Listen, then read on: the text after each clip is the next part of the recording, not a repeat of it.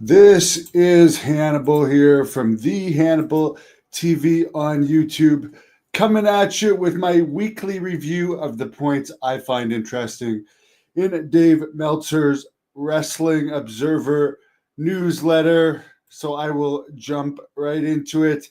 WWE Elimination Chamber in Toronto. Pre-sale tickets have gone on sale. They start, and keep in mind, this is the Sky Dome, 68,000 building, and this is a secondary pay-per-view, the Elimination Chamber. I mean, they might be able to fill it at these prices, which congratulations to them. But the cheap seats in Toronto are going for $200, the nosebleeds, and the top tickets are as much as $7,000. They are. Here's one wording that I find weird. They say this is John Cena's last time ever in Toronto.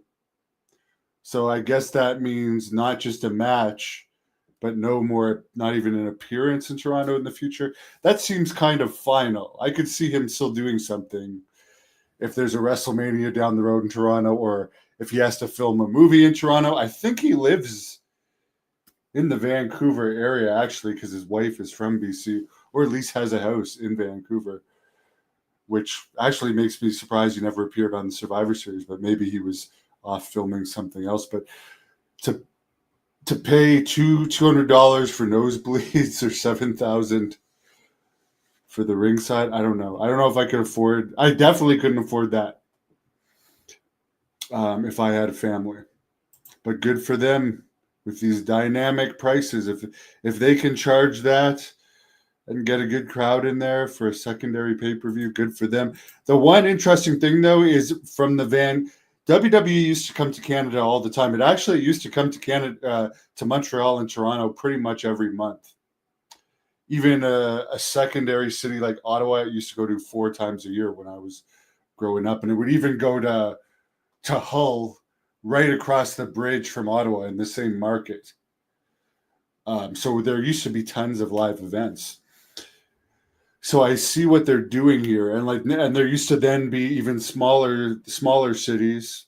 Toronto's like 4 million. Montreal, I think, is like 2 to 4 million. I'm not really sure. Vancouver's in the multi-million. Ottawa is like 1 million, and there's a smaller cities that it doesn't appear they're ever going to go to again. So I guess the theory is to get people to travel to the bigger cities and pay more if they want to see WWE live, which might work for them, at least in the meantime. But part of the coolness when I was a kid of wrestling was being at the smaller shows and interacting with the wrestlers, because you feel like a connection to them when you meet them in person. Because now when you meet them in person, you got to pay a fortune too. But like, you know, if you're at like an arena, I remember The Rock, a couple nights after Survivor Series when The Rock debuted, they were in a small arena with only about 1,000 people, maybe, with Austin, Triple H, Mankind, Mark Romero, The Rock, the Sultan. And I mean, we got autographs after the show. The Rock wouldn't sign us autographs, funny enough, but like most of the wrestlers did, because it was a small arena. You could interact and they would interact with you. So again, this is working for the meantime. Less shows, bigger shows. Let's get people to travel to them, and let's spend a fortune and pretty much cut out the lower middle class and poor people. It's going to work for now. And probably for the foreseeable future, but I don't know if eventually it will affect them or not. But they have so many other sources of revenue now that live event attendance might not matter to them as much. They'd rather just get more people paying a fortune at events here and there than regular events, people paying less. But yeah, what I was saying before I digress, and I'm sorry, is there used to only be, there's only between the Survivor Series and that Toronto show in March, there's no events in Canada. So from like December, January, February, I can't remember there ever being a time since like the late 80s where there's been 3 months with no WWE events in Canada. That is very unusual, but it's a different company now.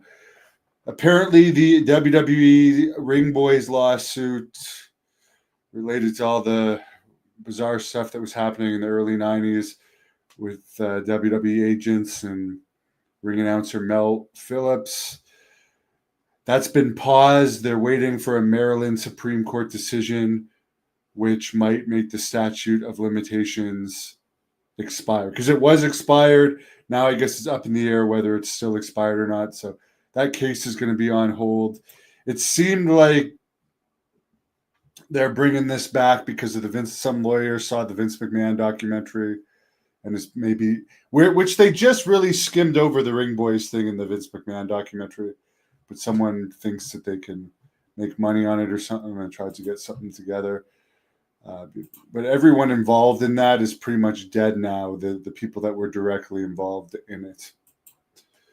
This is around 91, 92. We're now 2025 almost. I actually said by accident we were in 2025 the other day. I'm ready to put 2024 behind me. By the way, the one way they could get that Elimination Chamber sold out is if they announce Dwayne Johnson is doing something at that. He just had a massive weekend for Mona 2. $139,787,305. So for the Dwayne Johnson haters, such as Greg Oliver from Slam Wrestling here in Canada, that always seems to take shots at Dwayne Johnson, he's still as popular as ever. And honestly, the most recent boom in interest in wrestling was when Dwayne Johnson was making appearances earlier this year around WrestleMania. That is the first time in a long time that I had people who hadn't asked me about wrestling in years messaging me or seeing me in person and saying, "Hey, The Rock's back. I caught him." They're actually channel surfing and they'll stop to see what The Rock is doing. So hate on him all you want. He's still possibly the biggest star, one of the biggest stars of the world. I would say Elon Musk is probably one of the biggest stars of the world too these days. We live in a time where super rich, super intelligent people are considered just as famous as Hollywood stars or more famous in some cases. Donald Trump is definitely one of the most famous people in the world as well. Let's hope he can. I don't know what's happening, and I'm going to do a video after this about the drone situation. But oh my God, there's a lot of weird stuff going on in the world right now. A lot of scary stuff. According to Wrestle Tickets, AEW is way down in attendance last year for both Collision, Dynamite tapings. Raw is up in attendance from this time last year. SmackDown is slightly down. And since house shows have pretty much been eliminated other than rare cases, you can't really compare them to last year when they were still running 2 or 3 house shows on average a week. Raw this week in Everett, Washington.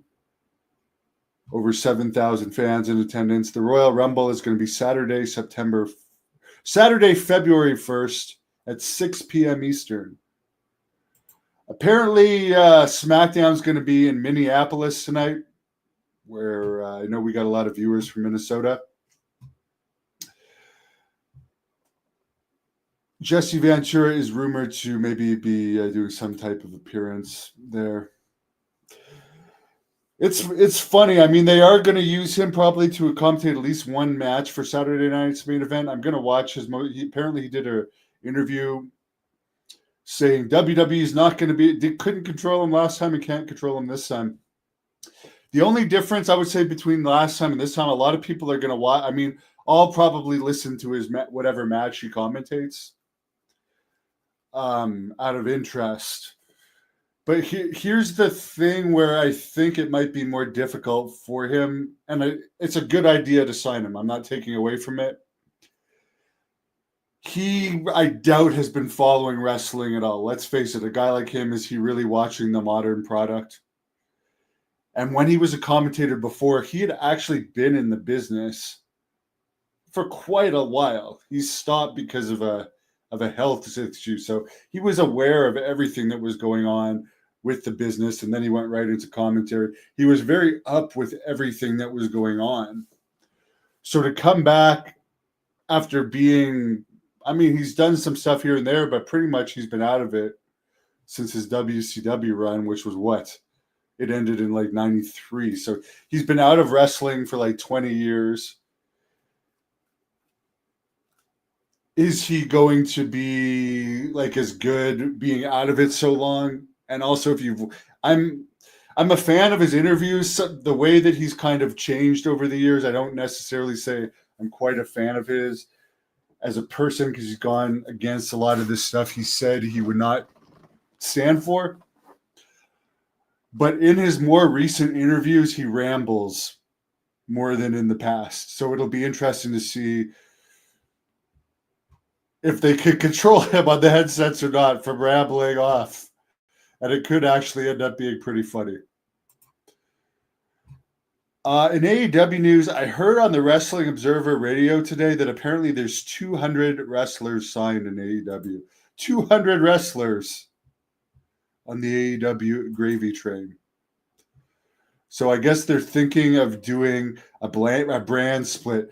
So keep in mind, guys and girls, they already have two brands, AEW and Ring of Honor, which Ring of Honor, despite being better funded than ever, could possibly be, I don't know if it's at its absolute all-time lowest, because it did go out of business right when Tony Khan bought it. So that was a pretty low point. I remember that at one point they did a free show and couldn't even like fill up a quarter of an arena in Baltimore, which is a wrestling town. That would have been one of their lowest points before Khan took it over. But it's like, if they already have Ring of Honor and AEW, why not just put more attention in Ring of Honor and make that the second brand and actually get it over to a point where people care about it, rather than have two AEW brands? Why not just Collision's hitting all-time low ratings week after week? They just hit their lowest rating of all time last week. They're taping it from a Comic-Con this week, not even a wrestling arena. They're taping Collision from a Comic-Con. That's how low Collision has fallen. Why not just make Collision Ring of Honor and have Dynamite as AEW, but actually make Ring of Honor interesting and actually separate the belts? Because now they always mix AEW and Ring of Honor. The tapings are at the same shows 95% of the time. They defend the belts on the AEW shows, blah, blah, blah. Why not just separate the belts to if Collision, Ring of Honor, whatever you want to call it, on the Saturday, and then on Wednesday have Dynamite and separate the talent if you want? Because apparently, even though they're hitting all-time low ratings all the time, their business, as far as people watching, is going down the tubes. As far as stars, people that are over, people that we want to see, they're going down. But they rarely use their stars on TV, so people forget about them. And they're certainly not on every week. So if you're not going to put them on every show or every week, why not try and separate the brands and at least put the top stars on every show of their brand? Apparently it has a lot to do with, even though they're signing people for like $4 or $6 million a year, they put limited date clauses in their contract. So you go to an AEW Dynamite show, you expect to see all the big names there, or the people that have been signed for big money, and you get Ring of Honor talent you didn't even know were signed. Or Mike Bennett and Evil Uno, when you're expecting to see the top stars, expecting I don't know, man. And they'll put the top stars on the poster and then they won't appear. I was thinking of going. There's a Dynamite taping here next week in this area that I was thinking of going to, but just to report on it. But then I was thinking to myself, even if I was going to report on it, would I want to torture myself through sitting through it? It's weird. Weird how bad it's got. I think it's worse than WCW ever was. Tickets, apparently they only sold a few thousand tickets for the first day of ticket sales for All In Texas and Arlington, Texas. An arena that will be set up for 35,000. Apparently they only sold a couple thousand tickets. Regarding this complaint, Ryan Nemeth, the brother of Dolph Ziggler, made. He made a formal complaint. I don't know if this is a legal complaint or an arbitration type complaint to AEW through their legal system they have there that hasn't been. He wants something from them, okay? Apparently, here's another guy that was never over in AEW, one of the many. Apparently, he was in AEW from 2001 to 2023. Seems like a 3-year contract. And he brought this on himself, in my opinion. He was a low-level guy that no one even knew was in AEW, other than the AEW super fans. He made a tweet when Punk came in, Punk the biggest star and brought the most attention to AEW since it debuted, when the executives were all at their peak in popularity. Rhodes has gone on to even be more popular since, but Punk, when he was in AEW, had more buzz about him than Rhodes, in my opinion. Anyways, Ryan Nemeth said, quote, Punk is the soft, without using the name, I guess he alluded that Punk was the softest wrestler alive. So you have a low card guy saying something negative about a top card guy. In my opinion, you should fire that guy right there. If you're not a team player, you're not drawing, you're just basically, you're not over. I can't think of one match this guy has ever had or I've ever heard anything about him. I only recognize the name because he's Dolph Ziggler's brother, Nick Nemeth's brother. So he takes a public shot at the top guy in the company, and then he complains when Punk. Here's the funniest thing. He calls Punk soft. Then he complains when Punk confronted him over it. Then he went apparently like a bitch and complained to AEW League. So he's calling Punk soft, and he goes and bitches to the office that he's actually confronted over a guy approaching him for calling him soft. And apparently he complained to the Young Bucks and Moxley too, who were allegedly, according to his complaint, on his side. They then brought him to a show and didn't use him, which you can only imagine it's AEW. He still would have been paid.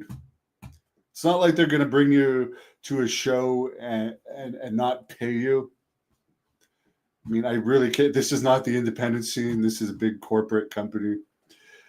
I guess because Punk didn't want him backstage. I honestly don't blame Punk for that.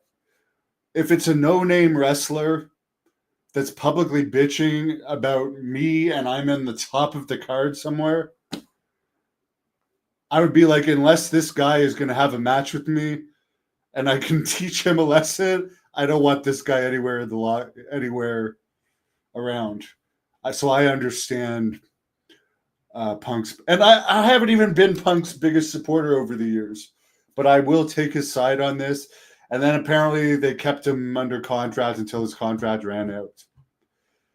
And according to the Wrestling Observer, at one point Tony Khan considered him back, but he didn't want to come back at that point when Tony Khan was considering bringing him back. And he's looking for financial consideration and policy changes to AEW. All I can say about this guy is you allude that somebody's a pussy, and then you act like a total pussy. That's my opinion of it.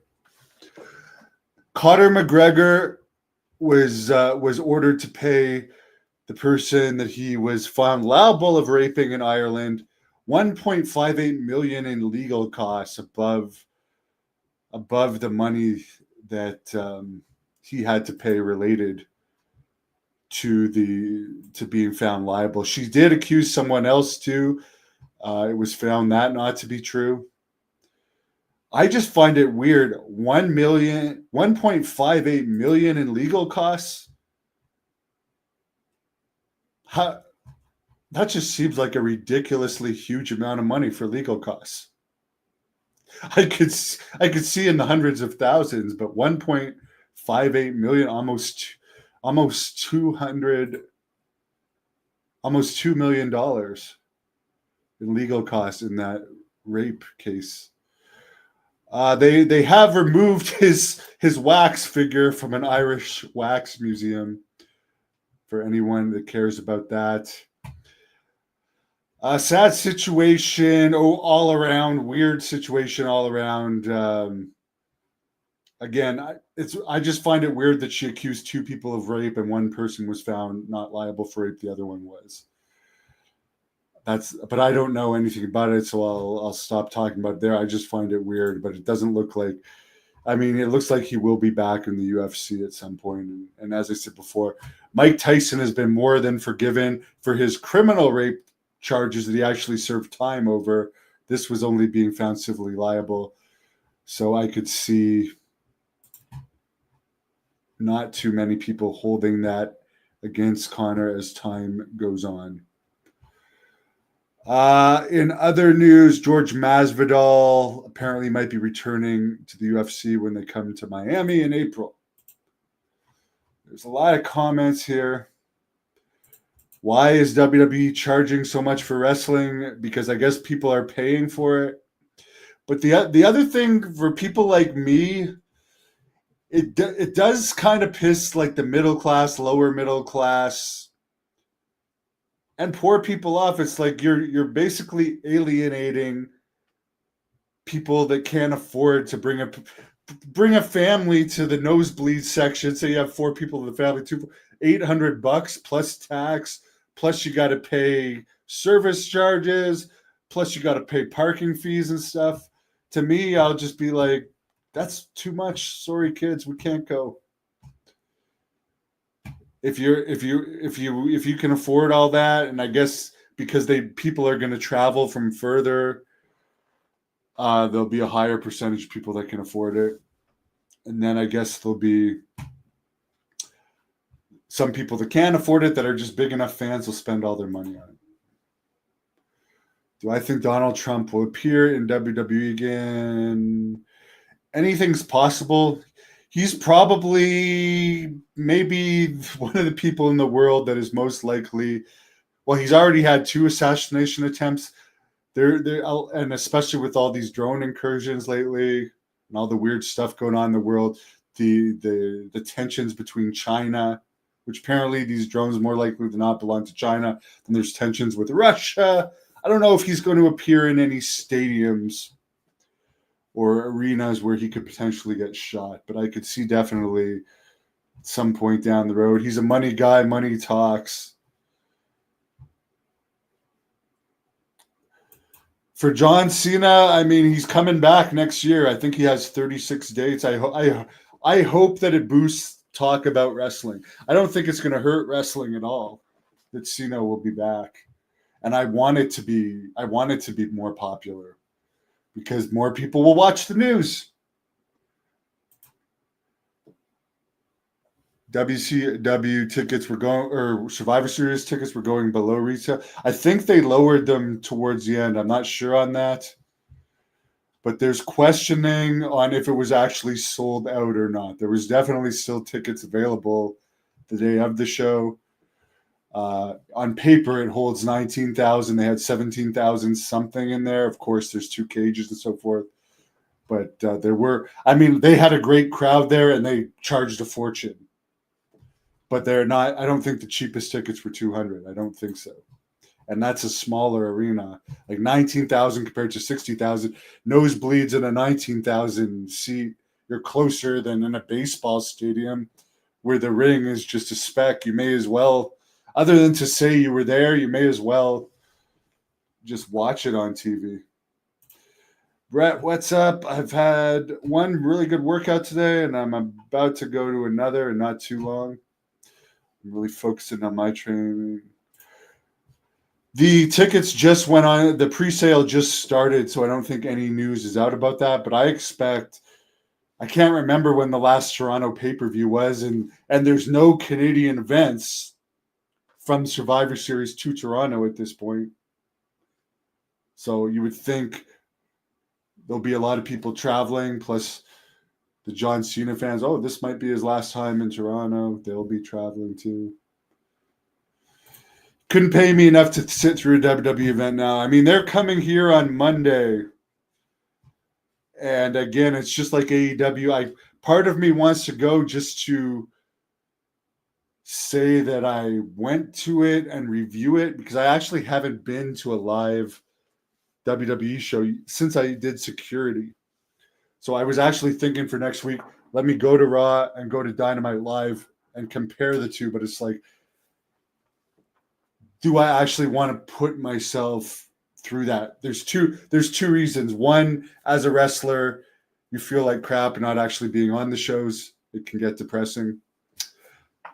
Number two, do I really want to sit through that? I'll be honest.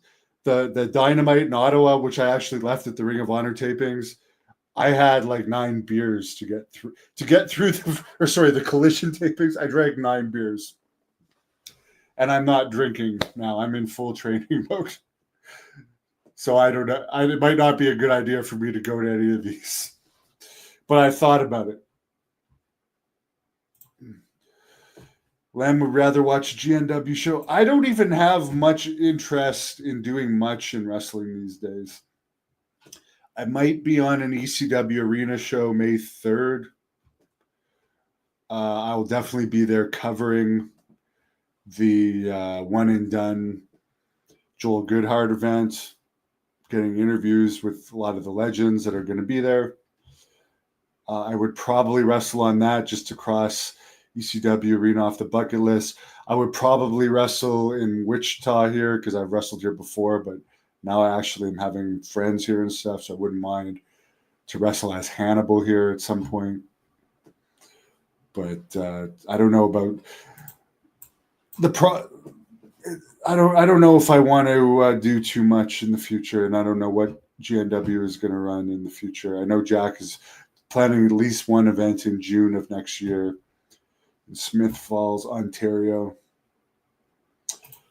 But yeah, Ring of Honor was awesome back in the day when they had Jay Lethal.